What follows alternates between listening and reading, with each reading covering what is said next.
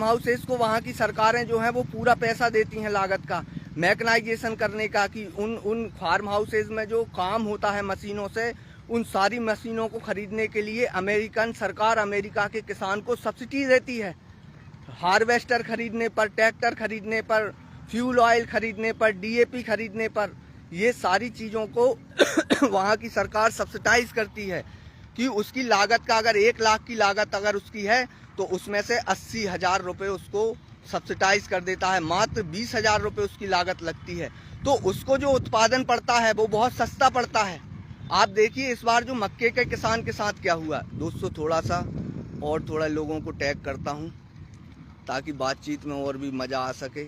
आज मैं थोड़ा सा फ्री हूँ तो कर रहा हूँ थोड़ी सी बात आपसे कि आप अगर आएँ और इन मुद्दों पर भी आप चर्चा करें और इन मुद्दों पर आप सोचें, किसान के लिए भी सोचें। तो आप देखिए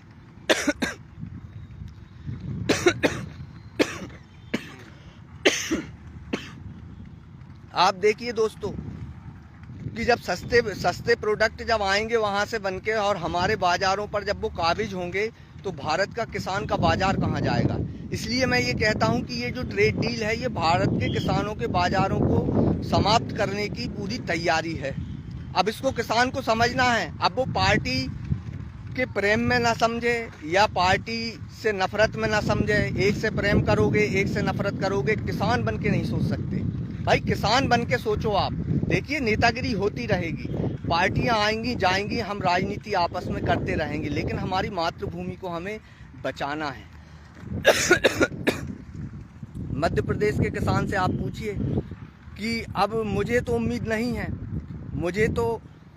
उम्मीद नहीं है कि ये सरकार जो है मध्य प्रदेश सरकार वो मूंग की 100% खरीदी कर पाएगी। मुझे अब ये इस बात पे यकीन नहीं है।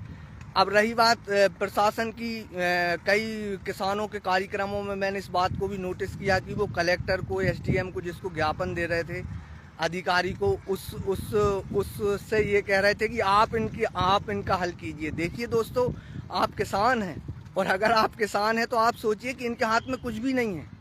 जो नीति सरकार बनाएगी, वो आदेश सरकार देगी, उस आदेश का पालन करना सिर्फ मात्र इनका काम है अधिकारियों का। तो अधिकारियों से हमारी कोई ऐसा हम उनके साथ अभद्र भी व्यवहार ना करें कि तहसीलदार या एसडीएम, ये देखिए इनके हाथ में कुछ नहीं है। ये आप समझिए, मैं एक एडवोकेट हूँ, ये तो सरकार की नीतियाँ जो चल रही हैं उनके अनुपालन कराने के काम में लगे हुए हैं। तो ये जो प्रेम, मतलब कि आप किसान बन के सोचिए, आप सोचिए कि आपके बाजार जब खत्म होंगे तो आपका परिवार कहाँ जाएगा, आपकी इनकम कहाँ जाएगी। आप सोचिए इस बात को, आप गहराई में जाइए कि अब जब आपका गेहूं नहीं बिकेगा, जैसे आप मूंग नहीं बिकी, और अभी तो प्राइवेट्स में वो 2,000-2,500 रुपये कम में भी जा रही है क्योंकि उसको खरीदार मिल रहे हैं। लेकिन जब अमेरिका से ये कहा गया है कि सस्ते दामों पर हम उन प्रोडक्टों को और बुलवाएंगे, तो जो प्रोडक्ट वहाँ से आएंगे, आप सोचिए दालें आएंगी वहाँ से सोयाबीन का तेल आएगा। तो एक सवाल ये भी बनता है, अगर आप किसान हैं तो आपके दिमाग में एक सवाल आना चाहिए, वो ये आना चाहिए कि जब भारत का किसान पर्याप्त मात्रा में सब कुछ सरकार को दे रहा है तो फिर इस ट्रेड डील में क्या ज़रूरत है? क्या ज़रूरत है अमेरिका से सस्ते दामों में कृषि प्रोडक्टों को बुलवाने की, जब भारत का किसान सरप्लस दे रहा है। आप सोचिए, आप किसान हैं, देखिए आप ठीक है मूंग ना खरीदें, सरकार ना खरीदे, कोई बात नहीं, किसान का संघर्ष तो जारी है ना। तो आप 14 करोड़ किसान परिवार हैं मेरे किसान भाइयों। हमारी संख्या देश में 90 करोड़ है। बस एक शर्त है, वो शर्त ये है कि इस संघर्ष में हमारी जो पहचान है वो ना हिंदू होना चाहिए ना मुसलमान होना चाहिए। इस संघर्ष में जो हमारी पहचान होना चाहिए वो किसान होना चाहिए, क्योंकि ये मातृभूमि को बचाने का संकट जो कंपनी राज में अब जो शुरू हो गया है, कंपनी राज में जैसा मैं आपसे कह रहा हूँ कि हमारी भूमि को बचाने का जो संघर्ष है वो संघर्ष शुरू हो गया है। अगर इस ट्रेड डील वो 3 काले कानूनों का दूसरा रूप है। आप अगर किसान हैं तो अगर आपको लगता है कि इस ट्रेड डील से किसान को फ़ायदा है, अगर आप, हो सकता है कि आप जो लोग ये ट्रेड डील कर रहे हैं आप उनके प्रशंसक हों या फिर उनके मतलब उनका करना सही समझ रहे हो, तो वो कमेंट्स बॉक्स में आए, आपका स्वागत है। मैं आपका स्वागत करता हूं और आप मुझे इस ट्रेड डील में एक सवाल का जवाब दीजिए कि जब सस्ते दामों पर ये चीज़ें आएंगी तो भारत का किसान कहां जाएगा, उसको फायदा कैसे होगा, ये भारत के फायदे का सौदा कैसे है। तो ये विपक्ष के नेता जब राहुल गांधी जी इस बात को कहते हैं कि इस ट्रेड डील को कोई भी प्रधानमंत्री नहीं कर सकता था, इंक्लूड बीजेपी का भी कोई प्रधानमंत्री नहीं कर सकता था, लेकिन ये काम इस समय में हुआ, तो फिर आप समझ जाइए कि फिर सरकार कहाँ से चल रही है।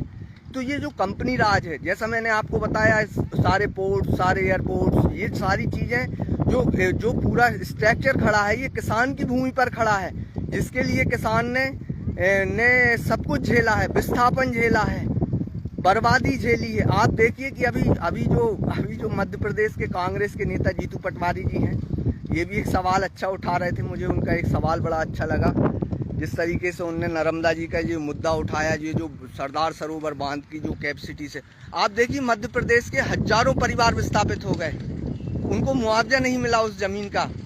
वो जो किसान थे 20-20, 25-25 एकड़ के, उन किसानों की कोई विस्थापन नीति नहीं हुई और मध्य प्रदेश के मतलब 500-700 गांव, 1000 गांव कम से कम उसकी सारी भूमि किसानों की उसमें पानी में डूब गई।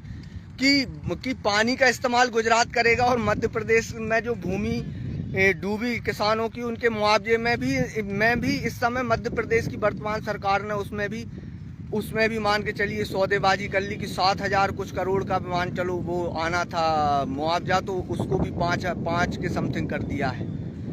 तो आप सोचिए कि किसान ने इस देश को क्या नहीं दिया। क्या एयरपोर्ट जिस जमीनों पर बने हैं वो किसान की नहीं थी? और किसान को क्या हमेशा सही मुआवजा मिला? नहीं मिला। कई बार किसान विस्थापित हुआ इस देश में, और किसान के विस्थापन से जो भूमियाँ छुड़ाई गई, जो भूमियाँ ली गई, उन भूमियों पर आज सुनो सारे पूंजीपतियों के सारे स्ट्रक्चर खड़े हुए हैं, वो जमीन किसान की है। इसलिए मैं कहता हूं कि हमारी पहचान इस संघर्ष में न धर्म होना चाहिए, न जाति होना चाहिए, हमारी पहचान सिर्फ किसान होना चाहिए। देखिए, किसान बनकर हमको लड़ना है। अब आप देखिए, आप चोरी की अगर बात कर रहे हैं तो आप देखिए कि बच्चों के पेपर चोरी हो रहे हैं, बच्चों के पेपर चोरी हो रहे हैं, विद्यालयों में रोजगार के परीक्षाएं चोरी हो रही हैं, युवाओं का रोजगार चोरी हो रहा है, बैंकों से पैसा चोरी हो रहा है, मंदिरों से चंदा चोरी हो रहा है, और ऐसा कहा जा रहा है कि देश में चुनाव चोरी हो रहा है। तो इस बात को आप समझिए, इसमें हमारे बच्चों का, हमारे किसानों का सारा भविष्य दांव पे लगा है इस ट्रेड डील पर। तो इस ट्रेड डील को रोकना किसान की पहली प्राथमिकता, क्योंकि 14 करोड़ किसान परिवार प्रभावित होंगे, मतलब 90 करोड़ की आबादी इसमें प्रभावित होने वाली है। तो आप सोचिए कि ये कंपनी राज से हमारा पूरा संघर्ष है दोस्तों, ये किसी पार्टी से नहीं है, ये हमारा नीतियों के खिलाफ हमारा संघर्ष है। तो नीतियों पर एकजुट हों आप, कि इन नीतियों को जो कमजोर करेगा, जो हटाएगा और किसान के हित में नीति बनाएगा, जैसे MSP गारंटी का कानून, कि ठीक है आप नहीं खरीद पा रहे हैं तो आप एक कानून सारी विधानसभाओं से और सारी लोकसभा से आप पारित करें, और उसमें ये लिखा जाए कि किसान की बोली जो है वो सरकारी मूल्य से ऊपर लगेगी मंडियों में। दूसरी तरफ साथ में उसको मजबूत करने के लिए ये काम किया जाए कि आयात निर्यात नीति जो है, कि अगर किसान उस फसल को देश में उपजा रहा है तो उसको कम आयात शुल्क पर भारत में अलाउड नहीं किया जाएगा, वहाँ पर ड्यूटियाँ बढ़ाई जाएंगी ताकि किसान का मार्केट को बचाया जा सके। ये मेन मुद्दा है MSP की। दूसरा, बैंकों के दरवाजे खोले जाएं, किसान को एजुकेशन लोन दिए जाएं, किसान को होम लोन दिए जाएं घर बनाने के लिए, किसान को सारे मैकेनाइज करने के लिए खेती को जो भी सुविधाएं चाहिए, उसको ट्रैक्टर लेना है, रोटोवेटर लेना है, ट्राली लेना है, इन सब पर एक सरकारी फाइनेंस की पूरी व्यवस्था का सिस्टम होना चाहिए। ये मांगे हैं किसानों की, तो हमें इन मांगों पर आगे बढ़ना होगा दोस्तों। ये सारी मांगों को हमें आगे बढ़ाना होगा। इसीलिए मैं कहता हूँ ये पार्टी का नहीं, ये किसान के अधिकारों का संघर्ष है, और इस संघर्ष को हमें निरंतर आगे बढ़ाना होगा। तो दोस्तों, आज की चर्चा को मैं इसी नोट पर ख़त्म करता हूं। अगर आप किसान हैं और आपको लगता है कि ऐसा होना चाहिए तो आप मेरे वीडियो को लाइक करें और ज़्यादा से ज़्यादा शेयर करें। देखिए, शेयर करने से आपका कोई नुकसान नहीं होगा, आपका थोड़ा सा डाटा लगेगा, लेकिन ये सारी जानकारियाँ और चर्चा जो है वो अगर किसान तक पहुँचे तो मैं मानता हूँ कि डिबेट से अच्छा कोई रास्ता नहीं है। जो महात्मा गांधी जी कहते थे कि संवाद से ही सारी समस्याओं का हल निकल सकता है, तो हम संवाद से ही सारी समस्याओं का हल निकालने के लिए तैयार हैं। ये सरकार हमसे संवाद करे, किसानों से, देश के कृषि मंत्री किसानों से संवाद करें और चर्चा करें, कोई दिक्कत नहीं है। हम डिबेट करने के लिए तैयार हैं। प्रतिशोध की राजनीति नहीं, बदलाव की राजनीति हमें करना है। और राजनीति में जो सारा दुष्प्रचार घुस गया है, इसको भी कम करने की हम कोशिश करेंगे। इसलिए हमें ओरिजिनल संघर्ष करना है। तो दोस्तों, आप ज़्यादा से ज़्यादा शेयर करें और लोगों तक ये बात पहुंचाएं। तो आपके क्षेत्र में और क्या हो रहा है और आप एग्रीकल्चर सेक्टर में क्या सुधार चाहते हैं, तो आप कमेंट्स में दें। आप कमेंट्स भी किया करें, आप अपने सुझाव भी दिया कीजिए। आप मेरे सुझाव और मेरे सुझावों की आलोचना भी किया कीजिए, तो वो भी ठीक है। कम से कम आलोचना से भी बहुत कुछ सीखने को मिलता है दोस्तों। इसी नोट पर ख़त्म करता हूं। तो ज़्यादा से ज़्यादा शेयर करें प्लीज़। नमस्कार, धन्यवाद। जय जवान, जय किसान, जय संविधान।